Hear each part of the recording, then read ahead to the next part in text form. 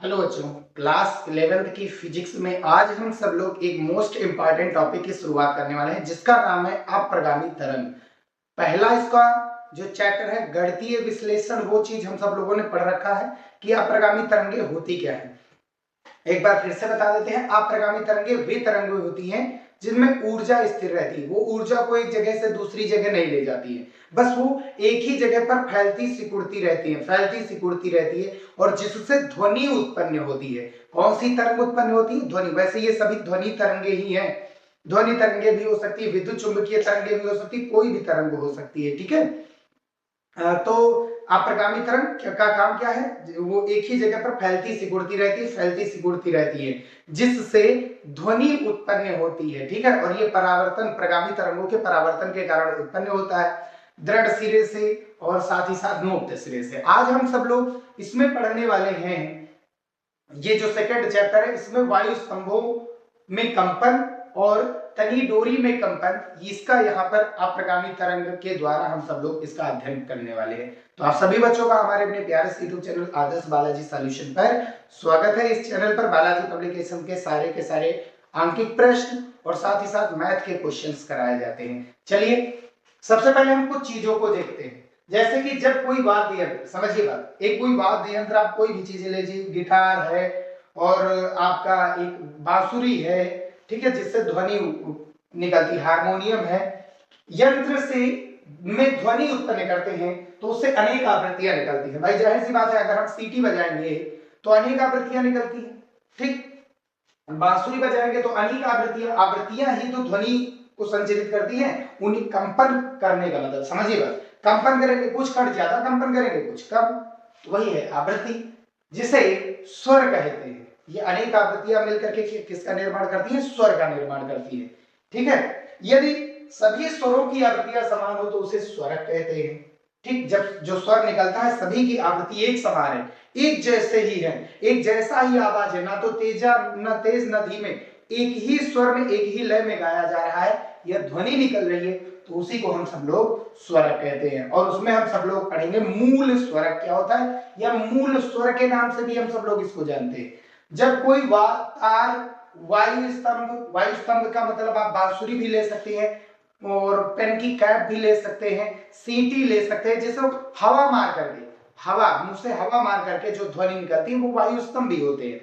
ठीक, या वस्तु कंपन करती है तो उसकी न्यूनतम आवृत्ति को मूल स्वर या मूल स्वर या मूल आवृत्ति कहते हैं। इसका प्रतीक एफओ होता है। तो जो सबसे छोटी आवृत्ति उत्पन्न होगी, सबसे छोटी आवृत्ति, वही आपकी मूल स्वरक या मूल आवृत्ति कहलाती है। अधिस्वरक क्या है?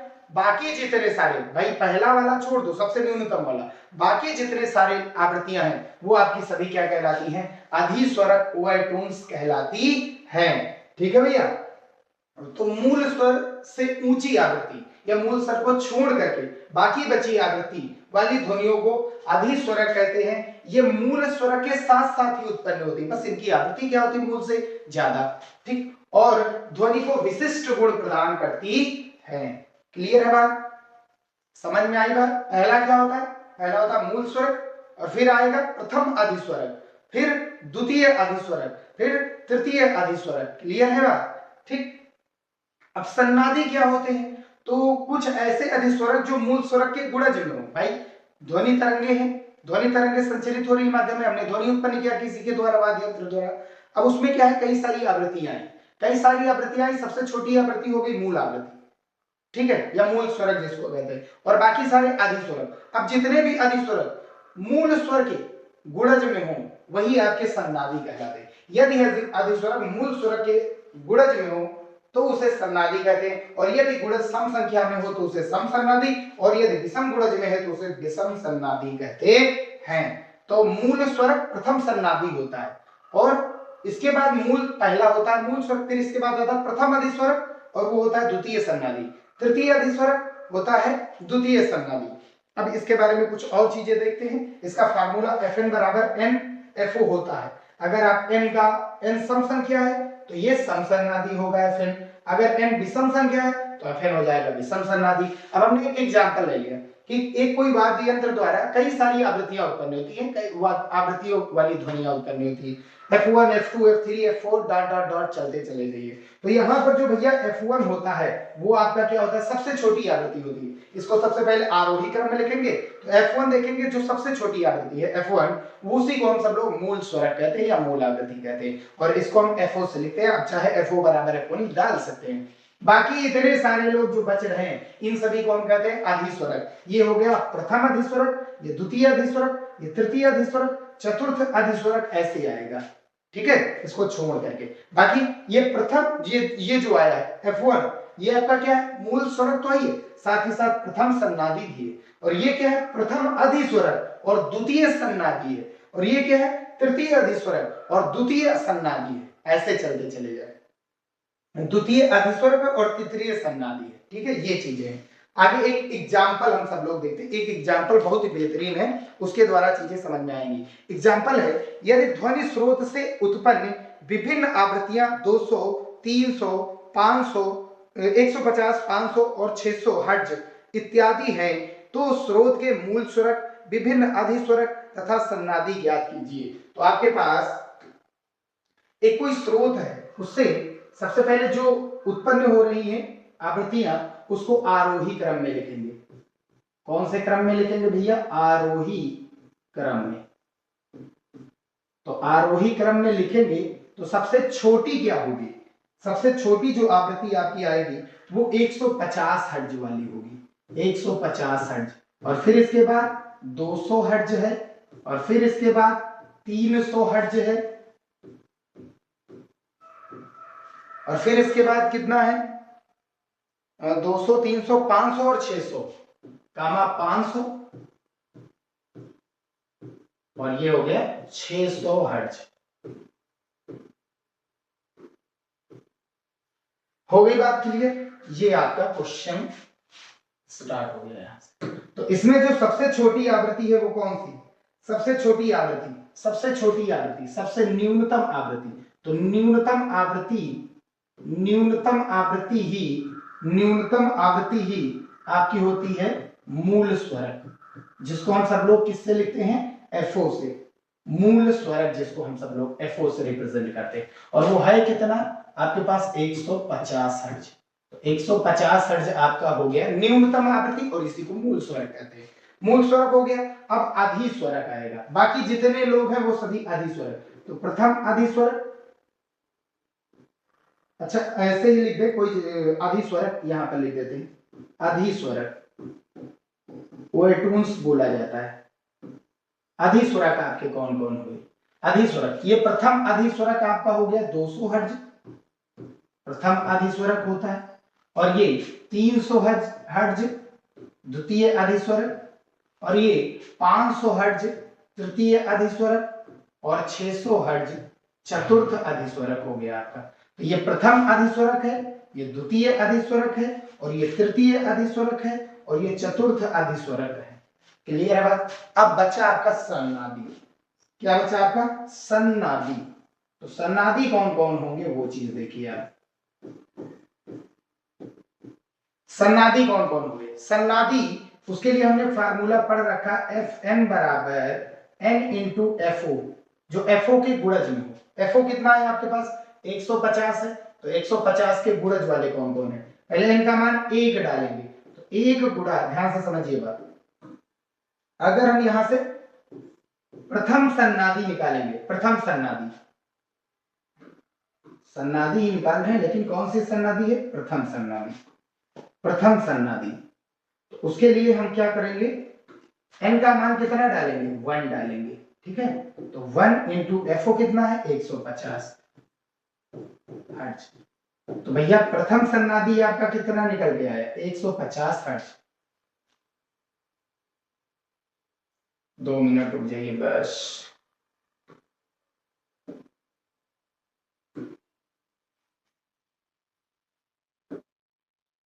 हाँ, 150 हर्ट्ज ये हो गए।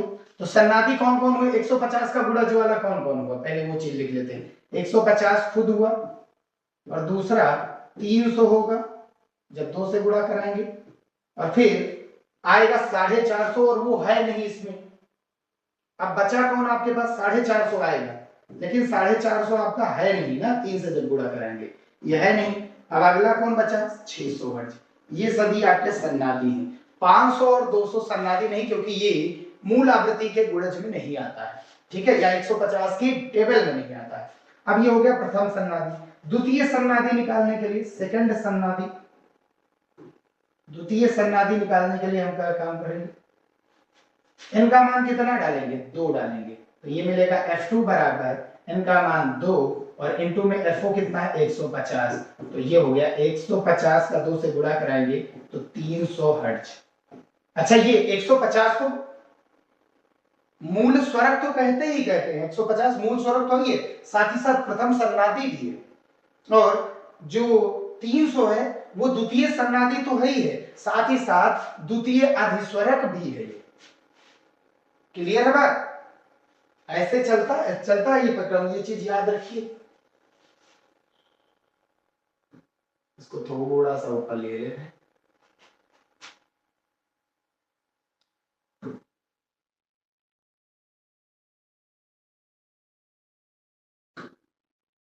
तो कुछ गड़बड़ हो गया, आराम से, अच्छा छूट गया, चलिए फिर से छोड़िए हटवाड़, आगे बढ़ते हैं। अब आगे तृतीय सन्नादी कितना होगा, n का मान कितना डालेंगे, 3, तो F3 बराबर 3 गुणा 150 कितना आएगा, 450 हर्ट्ज, और ये है ही नहीं इसमें, तो काम खत्म। चतुर्थ सन्नादी कितना होगा, n का मान कितना डालना पड़ेगा, 4, n बराबर 4 डालेंगे तो F4 बराबर 4 गुणा 150, तो 15 चौको 60, कितना आ गया, 600 हर्ट्ज। तो ध्यान से समझिए, जो 600 हर्ट्ज है उसको हम चतुर्थ सन्नादी भी कहते हैं, और साथ ही साथ ये चतुर्थ अधिस्वरक भी है, ठीक। तो 150 मूल आवृत्ति मतलब आपकी मूल स्वरक तो है ही है, साथ ही साथ ये प्रथम सन्नादी भी है, और 300 हर्ट्ज ये द्वितीय अधिस्वरक के साथ साथ द्वितीय सन्नादी भी है, और जो 600 हर्ट्ज है वो चतुर्थ अधिस्वरक के साथ साथ चतुर्थ सन्नादी भी है। ये चीज याद रखिए, इतनी सारी, बस ये कंप्लीट हो गया। अब आगे मोस्ट इंपॉर्टेंट डेरिवेशन पढ़ने वाले हैं, जिसका नाम है बंद आर्गन पाइप में वायु स्तंभों के कंपन की आवृत्ति। इसको ऐसे भी पूछा जाता है कि सिद्ध कीजिए कि बंद आर्गन पाइप में सदैव विषम सन्नादी उत्पन्न होती है। अच्छा, इसमें सम विषम की बात जब करेंगे, इसमें सम विषम की बात करेंगे तो ये सम सन्नादी है, 2 का गुणज है, और ये सम सन्नादी है, ये दोनों सम सन्नादी और ये दोनों विषम सन्नादी है। क्लियर, चलिए आगे बढ़ते हैं। तो इसमें कई सारे केस हैं भाई। बंद आर्गन पाइप क्या होता है, एक खोखला पाइप आपका, ये बेलनाकार एक खोखला बेलन जैसे पाइप आता है, बांसुरी आती कि नहीं आती है, कैप होती कि नहीं होती, सीटी होती कि नहीं होती, इसका एक सिरा बंद होता है और दूसरा सिरा खुला होता है, जिसमें हम फूंक मारते हैं, हवा मारते हैं, उसी को तो आर्गन पाइप कहते हैं। ये बेलनाकार होता है, खोखला बेलन अंदर खाली रहता है, और उसी में जब हम फूंक मारेंगे तो कुछ वायु के स्तंभ के कारण, उनके कंपन के कारण, वायु के कंपन के कारण आवृत्तियां उत्पन्न होगी, जिससे उससे ध्वनि उत्पन्न हुई। आवृत्ति ही क्या उत्पन्न करेगा, ध्वनि उत्पन्न करेगा।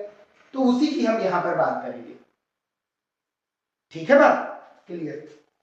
और इसके कई सारे केसेस, जब पहला कि जब पाइप में थोड़ा धीरे से फूंक मारते हैं, बहुत स्लो से फूंक मारेंगे, तो कुछ ऐसा डायग्राम आपको पास निकलेगा। यहां से ऐसे आकर के ये बंद सिरा हो गया ना, ये बंद सिरा हो गया, यहां से ये ऐसे आकर के यहां पर, और ये ऐसे आकर के यहां पर मिलेगा। और बंद सिरे पर पिछले वाले वीडियो में हमने बताया था नोड होता है, और खुले सिरे पर आपका होता है एंटी नोड। क्लियर बात। तो बंद सिरे पर हमेशा क्या होता है, नोड, और खुले सिरे पर क्या होता है, एंटी नोड। और यहाँ पर जो तरंग उत्पन्न हो गई है, उस तरंग की लंबाई हमने मान ली, तरंग की तरंग दैर्घ्य क्या है, लैम्डा 1।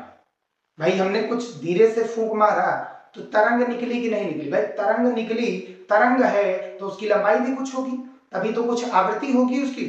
तो कुछ हवा फूंक मारने से कुछ ध्वनि उत्पन्न हुई, तो उस ध्वनि की कुछ आवृत्ति होगी, उसकी कुछ लंबाई होगी, तो उसी की हम बात कर रहे हैं।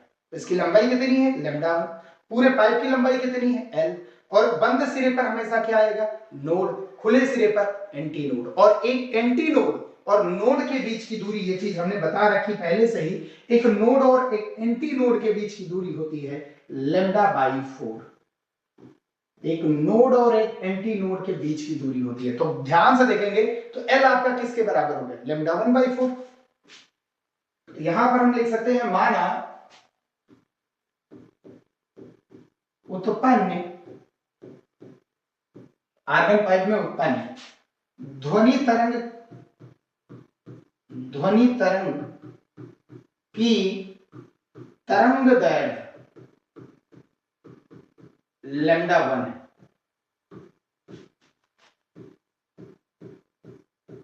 और वायु में ध्वनि की चाल कितनी होती है, वायु में ध्वनि की चाल लगभग 330 या 331 मीटर पर सेकंड, ये फिक्स होता है, ये फिक्स होता है, ये ना तो घटता है और ना ही बढ़ता है। ठीक, तो यहां से आपका जो L है वो किसके बराबर आ रहा है, इसको थोड़ा सा पतला और कर दो। आपका जो L है वो किसके बराबर आ रहा है, λ1/4। और यहां से λ1 की वैल्यू निकालेंगे तो कितनी आ जाएगी, 4L। कितनी आ गई भैया, 4L आ गई। अब हम यहां पर निकालेंगे आवृत्ति, आवृत्ति की ही तो बात करेंगे, कंपन की आवृत्ति। आवृत्ति का फार्मूला होता है F बराबर V/λ।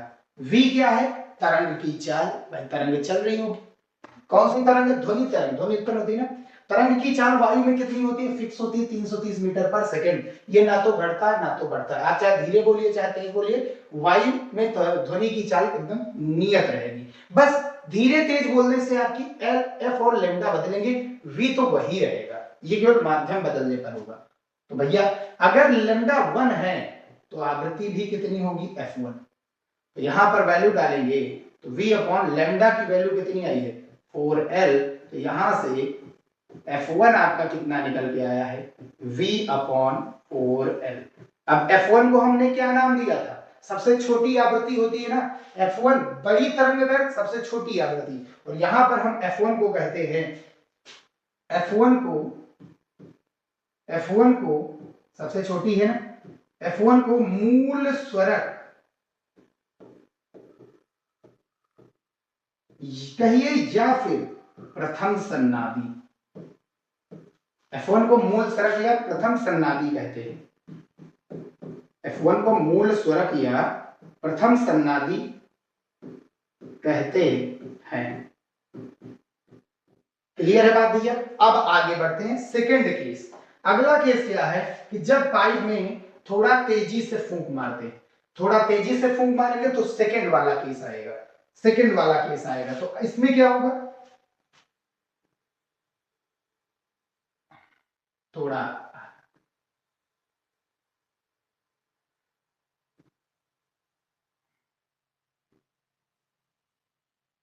ये कुछ ऐसे रहेगी, थोड़ा तेज मारें, ज्यादा तेज नहीं।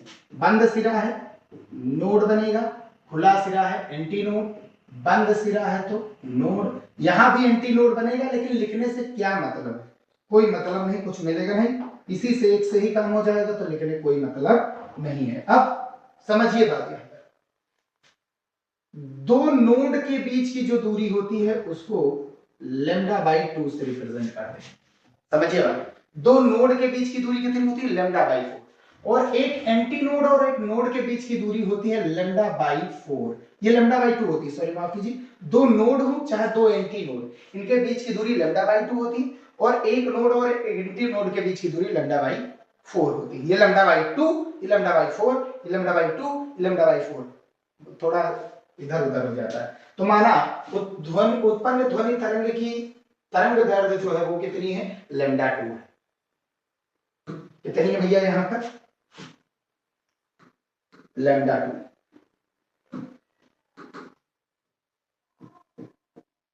ठीक है, तो यहां से यहां तक की बीच की दूरी कितनी होगी, या ये वाली दूरी कितनी रहेगी आपके पास, ये वाली दूरी, ये λ/4 है और ये λ/2 है। इसका हम 2 से गुणा, 2 से भाग करा लेंगे। एलसीएम नीचे कितना हो गया, 4, तो 4 नीचे लिख दीजिए, यहाँ 4 है, यहाँ 4 नीचे लिख दीजिए, यहाँ 2 लैम्डा, यहाँ लैम्डा, तो कितना हो गया, 3 लैम्डा।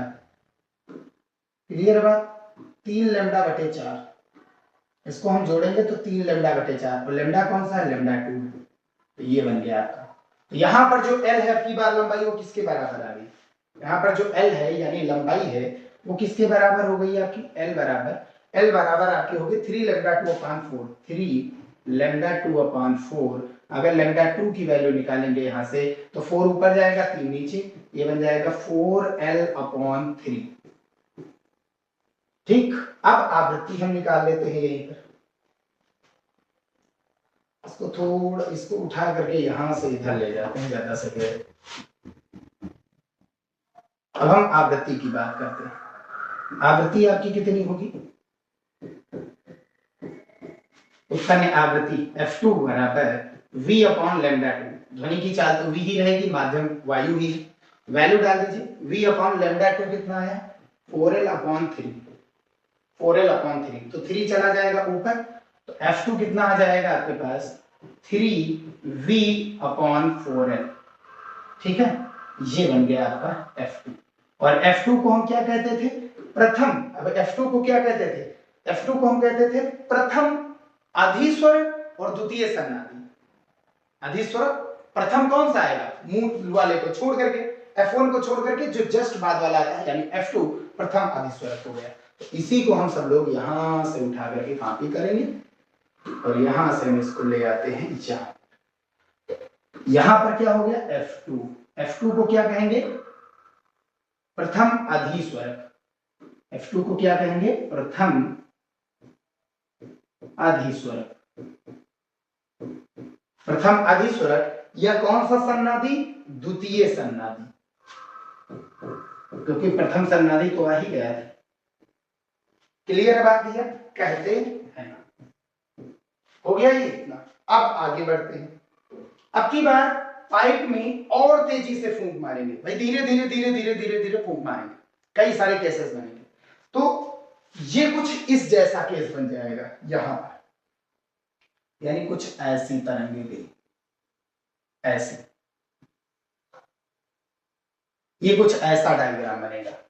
ठीक है, डायग्राम थोड़ा अच्छे से आप बनाइएगा। ये हो गया नोड होता है, बंद सिरा, जहां पर फैल गई है वहां एंटी नोड, जहां पर सिकुड़ गई है वहां पर नोड। ये भी क्या हो गया नोड, और यहां पर क्या हो गया एंटी नोड। नोड के बीच की दूरी लैम्डा बाई 2, नोड के बीच की दूरी लैम्डा बाई 2, एंटी नोड के बीच की दूरी और नोड के बीच की दूरी lambda by 4। Lambda by 2 lambda by 2, आधा लैम्डा 1 लैम्डा हो गया। तो लैम्डा में हमको जोड़ना कितना है, लैम्डा बाई 4, तो 4 एकम 4 और 1 5, 5 लैम्डा बटे 4 हो गया। ये कितना हो गया आपके पास मान 5 लैम्डा बटे 4। अब देखिए तरंगे छोटी छोटी हो गई, छोटी छोटी, पहले तरंग बड़ी थी अब तरंगे छोटी हो गई, तो इसीलिए ये लैम्डा 3 हो गई। ठीक है, ये जितनी बार ये सुरंग और गर्त आएंगे ये तरंगे छोटी हो जाएंगी, अगर कम आ रहे हैं तो बड़ी तरंग और ज्यादा आ रही है सुरंग और गर्त तो ये छोटी तरंग हो जाएगी। तो यहाँ पर देखिए L किसके बराबर आ रहा है, 5 लैम्डा 3 अपॉन 4। तो माना उत्पन्न ध्वनि तरंग की तरंग दैर्घ्य, यहाँ पर ये लाइन लिख लेते हैं, माना उत्पन्न ध्वनि तरंग की तरंग दैर्घ्य लैम्डा 3 है,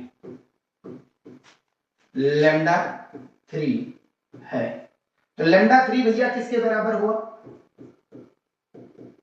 सॉरी माफ कीजिए, L किसके बराबर हुआ, L आपका बराबर हुआ 5 लैम्डा 3,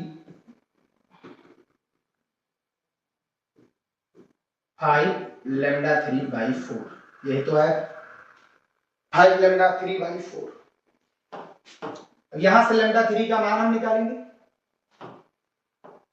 तो लैम्डा 3 का मान निकालेंगे तो कितना आएगा, 4 का ऊपर गुणा 4L बटे में कितना आ गया 5, ये आ गया लैम्डा 3 का मान। अब हम आवृत्ति देखते हैं,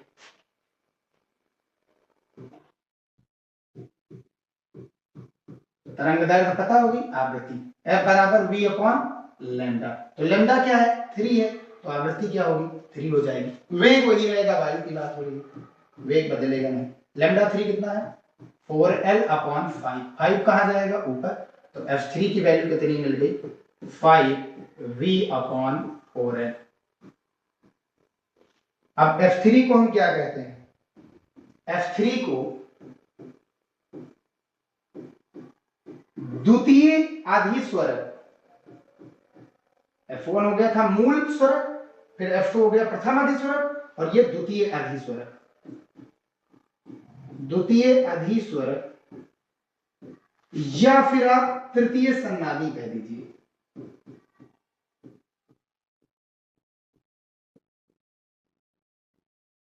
कहते हैं। अच्छा, एक चीज और है भैया, यहां पर जो हमारा F1 आया है, F1 V/4L, तो यहां से हम अगर F2 निकालेंगे तो V/4L कितना हो जाएगा? F1 की वैल्यू, तो ये 3F1 हो जाएगा। तो ये चीज यहां पर ध्यान देना है, यहां 3 से गुणा हो रहा है, समझिए बात, यहां कितने से गुणा हो रहा है? 3 से। F1 तो मूल स्वरक हो गया, 3 से गुणा होता है तो तृतीय सन्नादी आता है। कौन सा सन्नादी आता है? तृतीय। विषम संख्या है ना, द्वितीय में तो 2 से गुणा होता है।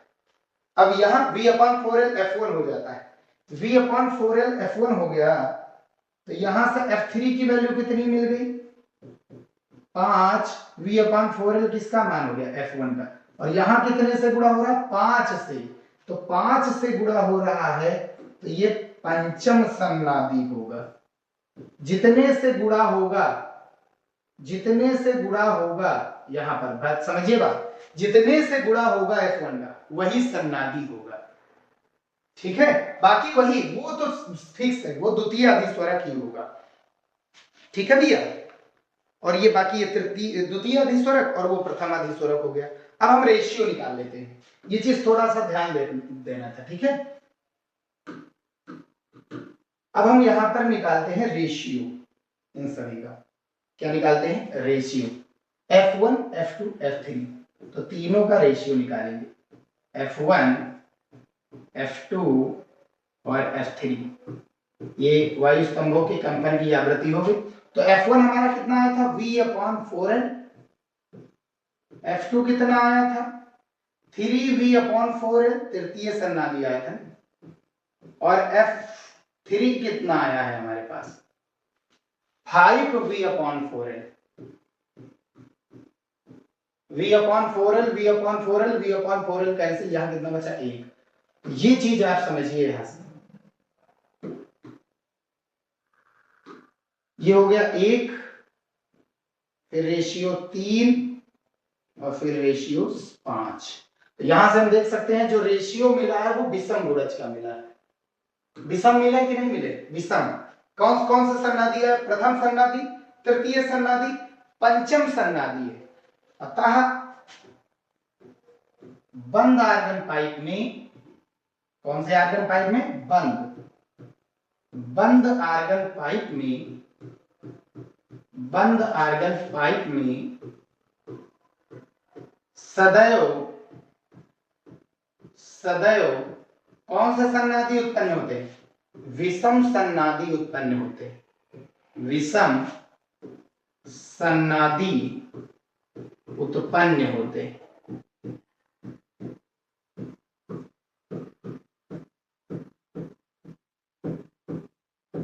बस हो गया डेरिवेशन, विषम सन्नादी उत्पन्न होते हैं। ये यहां पर कंप्लीट, और ये हमने न्यूमेरिकल कराया, और ये इसका थोड़ा सा इंट्रो किया होते हैं सन्नादी वगैरह। अब अगला होगा हमारा डेरिवेशन खुला आर्गन पाइप, और फिर तनी डोरी में वायु के कंपन। भाई तनी हुई डोरी को खींच करके छोड़ेंगे तो कुछ ध्वनि निकलती है ना, ठीक? अब खुला आर्गन पाइप मतलब बांसुरी ले लीजिए और फूंकेंगे उसमें तो ध्वनि निकलेगी, और ध्वनि कुछ स्वर बनाएगी अच्छे, लगभग समान आवृत्ति रखेंगे, तभी तो एक स्वर बनेगा अच्छा सा, उसे स्वरक कहते हैं, ठीक है? तो वो अगला डेरिवेशन होने वाला है। यहीं पर वीडियो समाप्त करते हैं, मिलते हैं फिर भैया नेक्स्ट वीडियो में।